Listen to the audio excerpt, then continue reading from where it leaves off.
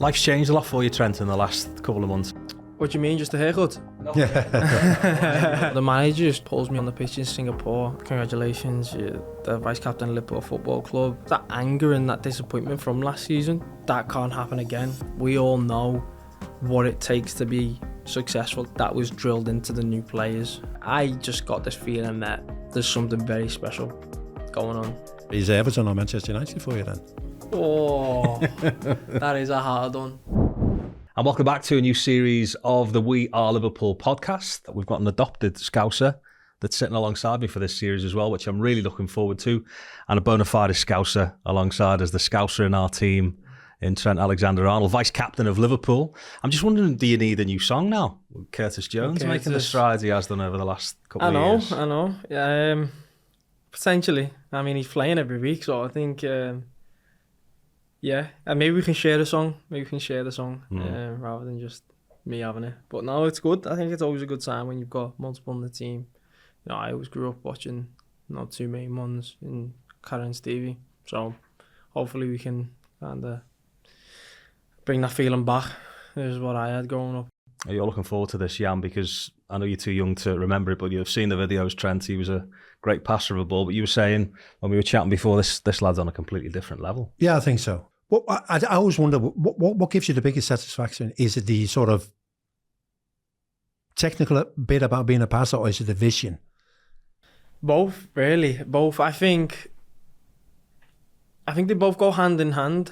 But I've always said the most important thing is the vision, because you need to see it to be able to do it. Mm-hmm. If you can't see it, you'll never do it. Whereas if you can see it, you've still got a chance of doing it. So I think the foundation for any pass, at all, is the vision that goes into then the decision, and then you pick your technique and then try and execute. One pass this season, Aston Villa down the line for Mo. Do you remember it? Yeah. For you, that is a pretty straightforward pass, isn't it? But the pass wasn't enough, was it?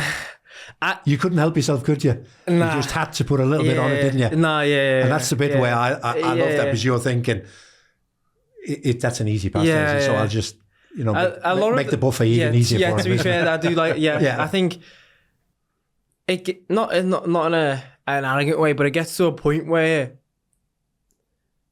not that the passes get too easy, but you need to kind of test yourself and put a little bit on it, whether it's, I mean, you push yourself to your limits, and it's like, okay, I know I can play it in behind and I know I can get it there, but then how can I make it easier for him? How can I make sure it's properly in his stride?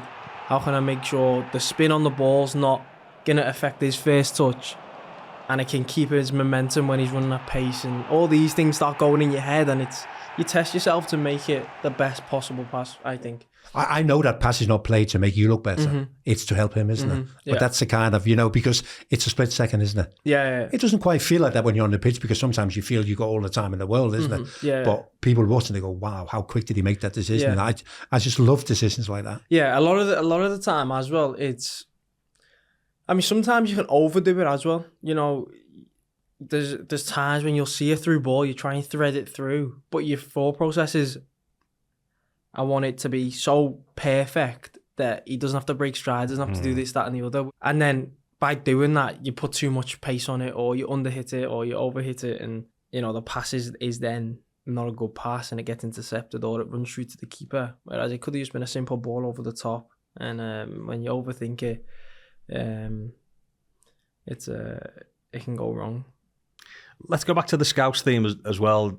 We will revisit kind of the early points in your career, but having come through from the very start and played against the good Everton teams as well on your way through, idolised some of the Scousers that have come through the system as well. Why do Liverpool produce so many good players as a city? I think it's just a love for football within the city. I can only really judge off my experience, and it was all my mates, my brothers, the people I was around. It just dominated everything. It is all that we all spoke about. We all lived, breathed it. But that was normal. It's not until you get exposed to the bigger, wider world, and you're like, in fact, there's more going on. Yeah. In the city, it's like football's everything. It's all you speak about. Whereas Liverpool, Everton, the results on the weekend, teams, the transfers, who's good, who's bad, and everyone's got an opinion. and then everyone's trying to make it as well. You know, everyone wants to be a footballer. So I just think it's the love for the game, and it's all we know. It's not added pressure, but it's like you enjoy it. I mean, still to this day, it's just all I've ever known is just football every single day. Still the same now. Just live, breathe it, watch it, do everything around football. It's just not normality to me. But do you think it's a driven city? I mean, I'm an outsider. I came in 1984, and it's a driven, competitive city, isn't it? Liverpool generally. I think, but I think that you can see that with the players that have come through, especially. I think, you know, the players that I remember growing up was, you know, Gerrard, Carragher, Rooney, probably likes of me, Curtis. I think, you know, you strip back the football and talent that's there, you kind of get the same kind of player, just the competitive, like, it's not just like a technical, it's like we've just got that nasty grit and determination. We'll run for a brick wall just to win the game. What would you be like if, say, for instance, you were an under-9 and lost against Everton? What would your weekend be like after that? Probably didn't happen that often, but... It didn't happen too often, but like, because it's such a small city and like everyone knows everyone, there was lads I was going to school with that were playing for Everton, and like there was lads I was going to school that were playing for us as well. So it was so competitive that it was like I was up against people I was going into school the next day against, and I was like, there's no way I can lose this. It's not, there's no way. You know, like it's something that's so personal to me. I can't have, like, my pride won't let that happen, and I'll do anything it takes. So that's kind of where it all stemmed from, was just that hatred to lose was just unbearable for me. That feeling of losing was just like, just dented my pride so much. It was like I'd do anything not to have that feeling. So is it Everton or Manchester United for you then? That's a tough one. That is a hard one. Difficult, because I think when I was growing up watching the first team, it was always United dominated everything. So naturally, as a Liverpool fan, I had that dislike towards them. They won everything. It was like they dominated. It was always them. But from a personal one, I knew a lot more Evertonians. I was around them. It was a lot more intense with them, a lot more interaction. Like I said, I was going to school with a lot of players that were there, and that rivalry grew like on a personal level from young. But I think if I was watching the first team and I was watching the likes of Stevie and them boys, I'd always want them to beat United more than Everton. That's the way I seen it. Life's changed a lot for you, Trent, in the last couple of months, hasn't it? Is it possible to articulate how much? What do you mean, just the haircut? Not the haircut, no. That was the last on the list. Just the haircut. The haircut was at the start of the change, wasn't it? But the change of responsibility, senior player now, vice captain, losing a lot of the influences you had in that early part of your career. Yeah, it's been a big change. I think it's one that I've had to look in the mirror a lot and, you know, kind of step up to the position and the role. It all really began at the end of last season for me. It was, you know, I put a plan in place to make sure I was coming back in the best possible shape. I was taking it seriously. I think in previous seasons, without, you know, throwing myself under the bus, but I've seen off season as off season, and, you know, I do my runs and I do my program, but on my head I've got 3-4 weeks of pre-season to really get ready for the season. You know, before that it'll just get it ticking over a little bit and then head into pre-season. Whereas this time it was I need to come back and I need to be in the shape that, you know, if the season was to start on the first day of pre-season, then I'll be ready to start that game and play 90 minutes. And that was my mentality. You know, I put that in the summer. Felt different as well. You know, coming back in, I felt like a man. You know, things happened within the club. The players left, and, you know, Hendo obviously, and then the positions become available. Who knows what would have happened if he was still here? But I think no matter what, I think I was prepared for what was to come, and I put myself in a position because of the mentality of what I had. And it was you know, on a personal level, on a personal level, and as a team, I think last season really motivated us all, especially me. the way I see it, last season's was unacceptable from a personal point of view and as a team. You know, we are a club that needs to be in Champions League football every year, so to not be in that this year is a disappointment, and that can't happen again. And that's what my mentality was. What made you make those changes? Did you just feel that there's an opportunity because you thought one or two senior players might have left, or did you just feel like the next step in your career? It felt like taking ownership and taking responsibility for what happened last season on a personal point of view, rather than, you know, using excuses and saying, you know, it's a team game, it takes the whole squad and we all let each other down. Nah, it's like, no, I've got to take responsibility for this group of lads, whether I'm captain, vice captain, or not in a leadership role at all. It didn't really bother me. I'm someone who plays the majority of games. I'm someone who has an influence on the team. I've been around long enough now that I don't have the excuse of being a young player and inexperienced, and I've experienced all the things football can really offer so far, and there's no excuses why I shouldn't be performing week in, week out and demanding that from other players. And it was that realisation over the summer of, you know, you can't just let things happen and just get to the end of the season and be like, we've let each other down and we've not achieved it. It's like, no, that's not happening again. That's the mentality I had coming into this season, was like, no matter what happens, and of course, you know, football is football, and, you know, I can't control everything that goes on, but, you know, as much as possible, my mentality was, I'm not letting that happen again. Whether it's down to me or it's down to lads, just everyone stepping up to the plate, it was, I'm going to do what I need to do to make sure I'm not letting my teammates down. I'm sure everyone else will feel the same way as well, because it's infectious. It's everyone buys into it, and I think that's the kind of vibe we've got right now, that everyone's pulling together and pushing forward and churning out results and getting results. I think we've all just got that mentality of we're back and we're fighting for what we want to achieve. There was that vacancy for a captain. There is a clip that we've all seen that will go down probably in history when you get the armband, hopefully in time as well as you get a little bit older, but there was lots of people in that category, wasn't there? International captains. Virgil was obviously the favourite, but you get the nod as the vice captain. Can you remember the conversation with the manager? Yeah. I think, Did you know it was coming, for example? No, not at all. Not at all.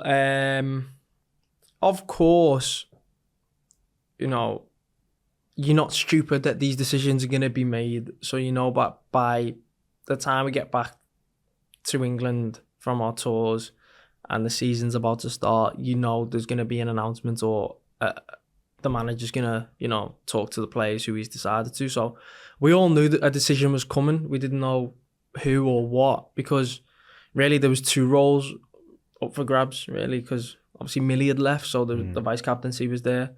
And whilst Hendo was still at the club, I think it was just natural that everyone moved up a slot. So it would have been Virgil that was vice, and then Hendo goes, and everyone's 95% sure it's going to be Virg, but you never know. There might be, you know, a curveball. The manager might think it's better to go in a different direction. Whether it might have been a player vote, and we all voted for who it was, and, you know, the vote takes us elsewhere. We didn't know what was going to happen. So no, I didn't know. And then, you know, the manager just pulls me on the pitch in Singapore, and I'm thinking it's the day before the Leicester game, and I'm thinking it's just going to be about, you know, the role that I'm playing again and how it's going to work and how to use it best against their setup. And he just goes on to say, you know, congratulations, you're the vice captain of Liverpool Football Club. Obviously, at that point, I want to come in and say, like, thank you and that. But he then carries on saying, you know, we're going to have a leadership meeting with the rest of the lads. He says, you know, nobody knows. Don't tell too many people. But I'll tell the leadership group tonight. Obviously, Virgil's going to be captain. He was like, but well done, proud, all this. So, a lot. If you watch the clip back, you see a lot of the time I'm just like, yeah. I'm just looking at him like, yeah. Because at that point, he's just telling me, don't tell too many people. Nobody knows. We'll do an announcement tomorrow, all this, that, and the other. And I'm like, okay, yeah. So it's it was a surreal moment. It was a proud moment. And Virgil already knew at that point, because he had press conference with the manager. So I imagine, I'm not 100% sure, but I imagine, I mean, he's seen us talking And then later on in the session, he comes up to me and says, "Oh, did he tell you?" I was like, "Yeah." And then he gives me a little hug and that. Yeah, I think the manager told him earlier that day. When we did the series last year, there was a lot of talk around the fines. And Jan was saying before, he was on the players committee when he was here as a senior player as well. How has it changed? Has it changed? Are you one of them sinister people that will really crack down hard on people who are late now, when maybe you hadn't done before? Yeah, I mean, the culture's changed with Millie going. I think there was an outright, it's Millie who's in charge of the fans, and there was no dispute or discussion about it. He was on top of everyone, so it was kind of like, if anyone was late, it was because Millie's seen you be late, or Millie's seen everyone, and he's around, and he just knew everything that went on, no matter what. He was the one that was finding everyone. Whereas now, I might see someone coming in late. Verge might see someone with the wrong t-shirt. Robbo might see someone do something, or whoever, and then it's kind of just like a culture now that we just demand it from each other. And of course, it's funny as well, I enjoy seeing other people get fined. It's funny if we're all in the treatment room and someone's coming in like a little bit late. You can hear someone coming down the corridor a little bit late. Everyone's like, oh, and then when they come in, everyone's celebrating and laughing. But if anything, if it's happening a couple of times, people will be told, look, what are you playing at now? This isn't a joke. Are you comfortable with that, pulling players to one side? Yeah, I think, but the culture that we've got is not, it's just Trent and Verge that has to pull people because they're captain and vice captain and they're the only ones that are allowed to do it. This is not me saying it happens at all. Great lad. But for instance, if it was Ben Doak that was coming in late, naturally, we would all expect that it would be Robbo. It's not like Robbo come to me and says, you have to speak to him, or Gus Verge, you have to speak to him. It's just whoever finds it right to say it will say it. And then, hopefully, it changes. We just finished with the leadership role, but before we do that, Aston Villa, captain, how did that feel? That was special, First time, leading the team out at Anfield was, again, it's something I'd always dreamed of. Once you start playing, it becomes, a target and an aim, and it's like you're hungry for it. So it was something that I've been aiming for the last few years. Like, that's what I want to do. I want to achieve that. And I've tried to put myself in a position where when changes do come about, I'm in a position to be in a senior role like I am now. So, although it was a proud moment, there's more things I want to go and achieve as well. To be going out there, hopefully, and doing it regularly would be something that be an achievement as well. So it was special. It felt nice. It felt good. Family was there. It was a nice moment for us all, and it was good to get the win as well. Let's get back to the football. There's always a certain amount of debate about where you are at your best. How do we see the best from Trent? So take me back to like last season, and I guess Manchester City was the first team to do it, having a fullback that steps into midfield and plays centre midfield. Did you look at that and think, I can do that? Or did you just think, no, I'm a different type of right back, and I give the width and I put the crosses in? Or I mean, a part of me did think I could do that, but then a part of me thought I would never be in a position to have to do that. We were always playing a 4-3-3. I always felt I had freedom to roam, and whether it was to drop into the back line, get the ball and, be like a quarterback, or be high and wide delivering crosses. I feel like I've adapted and evolved over the seasons of what kind of player I am, and how I played the right back itself. So I wasn't envious or thought, that's what we need to be doing and that's where I think you get the best out of me. But I always felt I had that freedom anyway to just affect the game. And I think just by playing more centrally, I felt more comfortable by being in there as well. Could you see yourself as a centre midfield player? Or would that take away something from your game?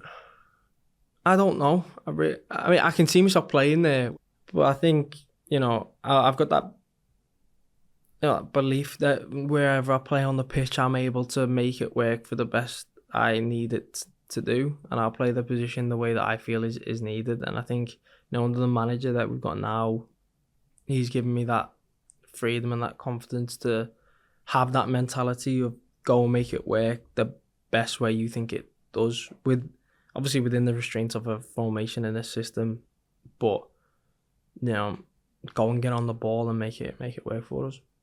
How's criticism affected you, Trent, during that time? It hasn't always been, trophies. It hasn't always been everybody lauding you as this unbelievable product of the Liverpool system. There's been times when you've had to put up with really tough times as well. Yeah. Last season especially, really, at times difficult. I think, of course you want to be winning trophies every year. You want to be, the best player around. You want to be someone who is spoken about positively. But I've always known times like that were always going to come. And maybe from the first 3-4 years of when I was playing, maybe I've set a level of expectation of myself. I think I felt that last season that there was times that I would play decent, but no matter what, it wasn't to the level that I had been previously. So it was never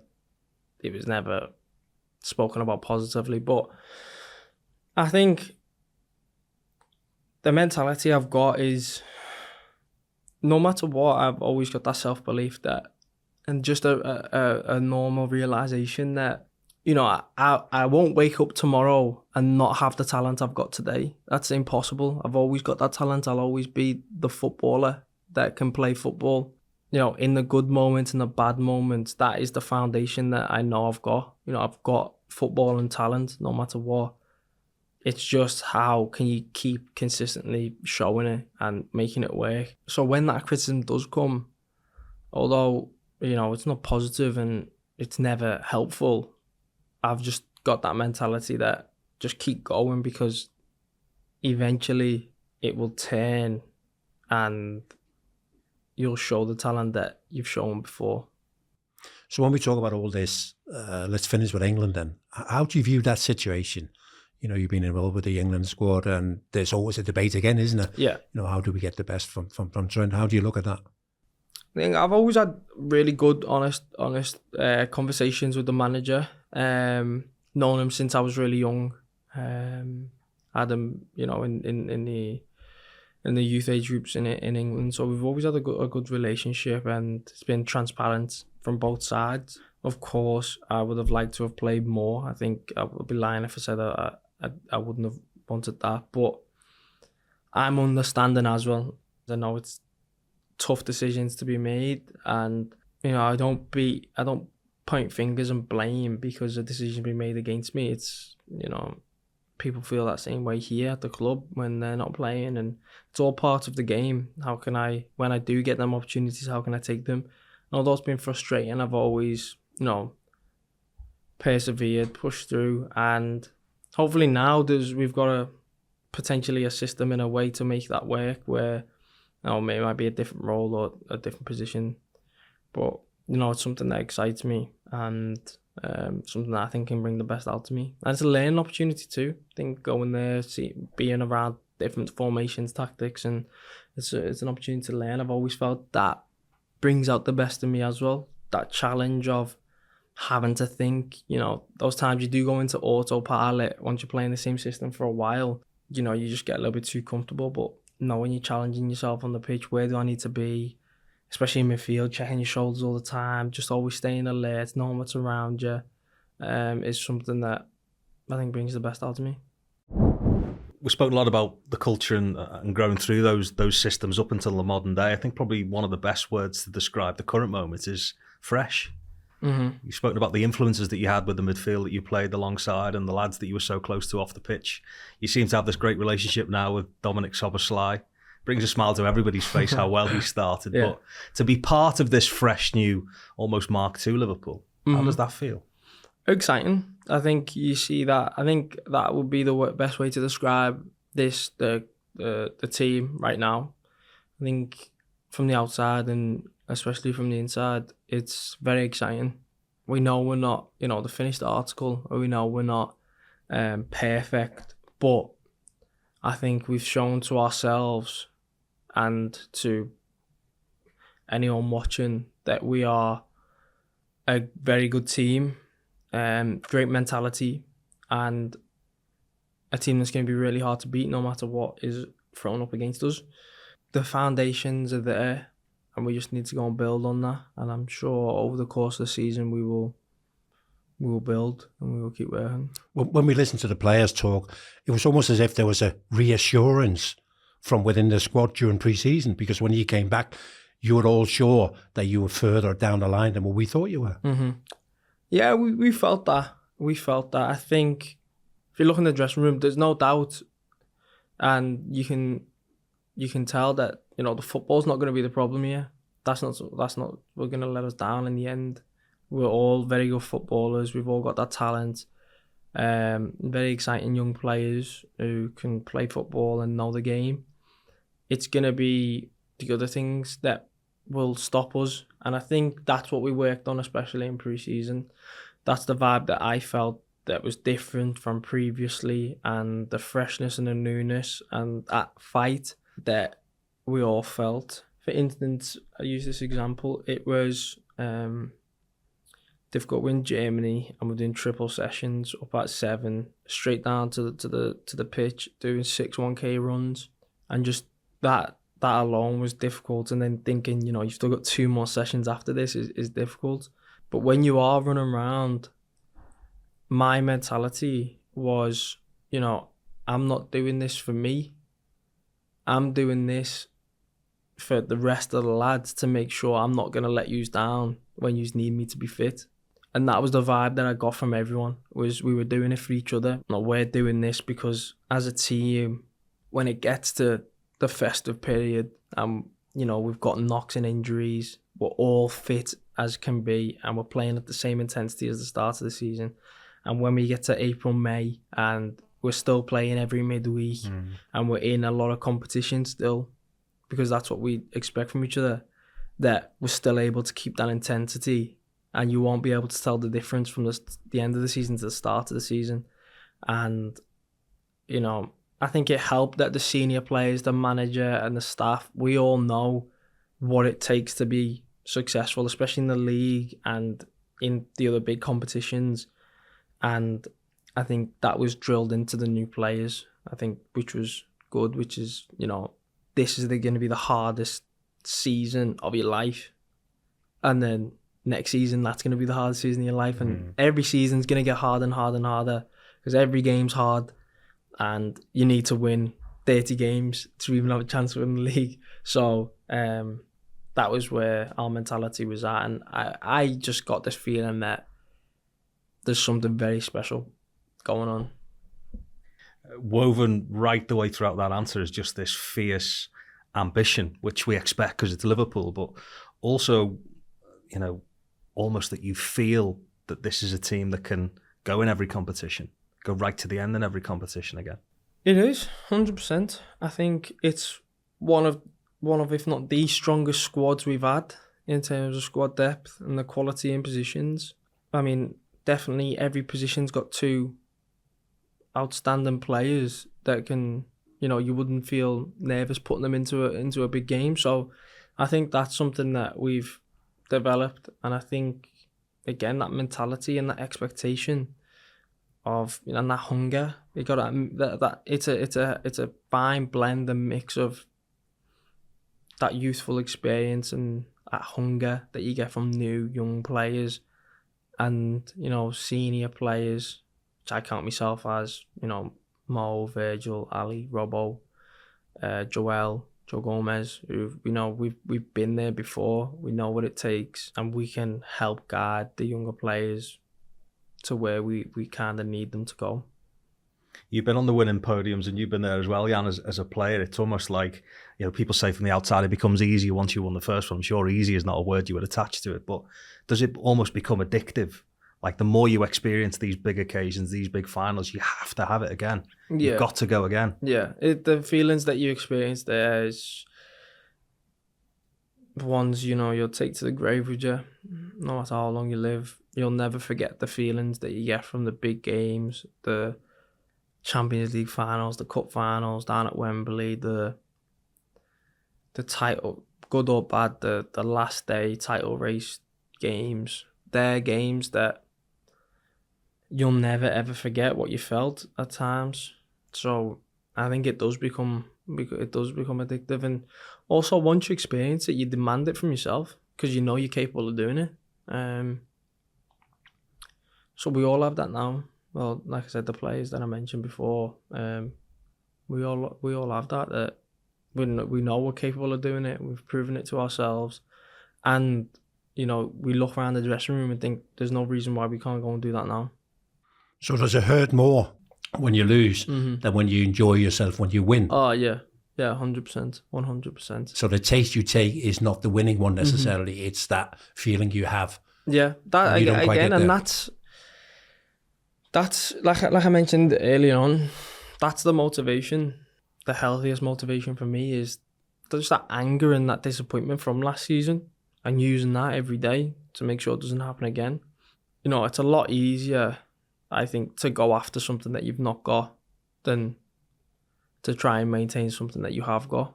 Like, I think the hardest thing to do is to keep your title in football because everyone else is so hungry for it and wants that feeling, and whereas you've achieved it and you kind of relax a little bit and think, you know, we're the champions and this, that and the other. So we've got that hunger of chasing and that drive to go and get it again. So you talk about being champions. 100%. Are there moments on the pitch at Anfield where you feel that the team have gone here? Yeah. The power in the stadium is just too great for them to be able to resist. Yeah, definitely. Especially the way that we've played, I'd say, first 15, 20 minutes, if we're absolutely all over them. It works hand in hand. When we've always said that in our meetings, that, you know, if we're up for it and we show that energy, then the fans will buy into that, and the vice versa is the same way. And I think, you know, our team comes to play at Anfield first 10, 15 minutes playing up from the back, and we nick the ball 2 or 3 times and have good chances, and then we nick a goal or two. There's times when it's 20 minutes into the game and you think it's done. This is done. They've gone. There's no way they can recover from this, because it's just like, no matter what they try, there's nothing they can do, and there's no stopping the way we're playing. There's no stopping it. It's fantastic to hear that kind of stuff. And will opposition players say to you as well that they felt that happen in the game? Yeah. There's times where, like, so you're not using any foul language, but they're like, even you can see the looks on their faces, like they're looking at each other like, what's going on here? Like, they've just not experienced anything like that. I think that's why a lot of teams don't really play out from the back of Anfield anymore. But we've seen it from all of them, haven't we? Yeah. Barcelona came and they couldn't handle it. Manchester City have come often enough and not been able to handle it, isn't it? Yeah. It is a unique thing, isn't it? Yeah, definitely. Especially in the European games, I would say. The amount of special moments and the momentum and the feeling that you get from those Champions League nights at Anfield. You know, I'd hate to be an opposition player and having to come here and try and get a result. You've probably been asked this loads of times, but I'm going to ask you again anyway. What would be the one moment you go back to? So many, I know. It's very difficult. It's very difficult. Part of me thinks obviously the corner, and that night. But for me, by far, really, the best moments I've ever felt on our pitch was Divock's goal in Madrid. When it goes in, just that feeling of knowing you've won. Like, we're 1-0 up the whole game, and we're fighting, digging in, and we're getting closer and closer and closer. It gets to, I don't even know, 85, whatever, onwards, whenever he scores. And it goes in, and you think, at that point, like, you know, like, unless they come up with an absolute miracle, it was just that feeling of, we've won it. Never forget that feeling. It's by far the best feeling I've ever felt on a pitch. But that's like a moment for everybody, isn't it? Yeah. Winning a big trophy, whatever. But personally, Leicester must take some beating Leicester away. You can say it. Yeah. I think there's a film called The Perfect Game, isn't it? Yeah. That was Yeah, that was. I felt untouchable. There's Yeah. times on a pitch. It looked you that way. Yeah, you feel like you're flying, and that was probably the first game I'd felt that. I felt it since in a couple, but that was a game where I felt it was very near to perfection. Probably the closest to perfection I've ever come to on a performance level, all round, on the whole. One thing we learned in the last series is we never have enough time. We could sit here for hours and talk about the great moments and what your ambitions are, of course, more importantly, going forward. Some quick fire questions for you. Is Robbo still your head tennis teammate? Yeah, he is. He is. Yeah. Is that good or bad thing? No, it's good. I mean, we don't win that often, but we have fun at the end of the day. Is there a player you played against at academy level and is still playing today who's maybe been a tough opponent that people won't know about? Won't know about. Yeah, you always ask that question, who's the best player that never made it almost? I would say Brandon Barker, played for City. I was 18s. I played for the 21s. First ever time. Anfield, got beat 3-0. I think he scored 2 and got an assist. I came off at 60. And it was like, still to this day, the opponent that I think like just destroyed me, man. Like, I've never had it like that before. It was just like, at that point, I'm thinking this kid's going to be the best player in the world, because I'd never seen someone move so quickly and sharp and so effectively. So I would say Brandon Barker. Favourite away ground and why? I'm going to say I'll stick to the league, so I'd say Old Trafford. Yeah. I think just the whole occasion, I love it. It's the biggest game of the season, really. The build-up and the rivalry around it is special, man. Player from Liverpool's past that you'd have loved to have played with? Steve G. Easy one. Yeah. And just finally, I love this because my little lad's 10 and plays a lot of football at weekends. The amount of kids you see going around now with number 66 on the back, not on a Liverpool kit, but on their grassroots shirts. Is that going to stay forever, that shirt number for you now? Oh, good question. I don't know. It's something I've never really thought about, if I'm honest. Yeah, I do get asked that quite a bit, to be fair, whether it's going to stay or go.